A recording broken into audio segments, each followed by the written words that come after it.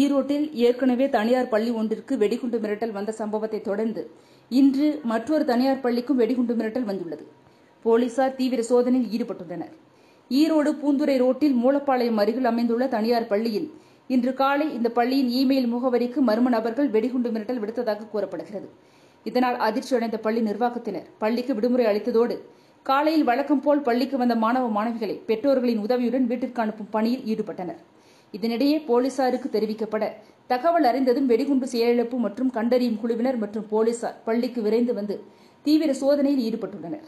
ஈரோட்டில் கடந்த சில நாட்களுக்கு முன்பு தனியார் பள்ளி ஒன்றிற்கு வெடிகுண்டு மிரட்டல் வந்த சம்பவத்தை தொடர்ந்து இன்று மற்றொரு தனியார் பள்ளிக்கும் வெடிகுண்டு மிரட்டல் விடுக்கப்பட்டுள்ளதால் பெற்றோர்கள் அச்சமடைந்துள்ளனர்.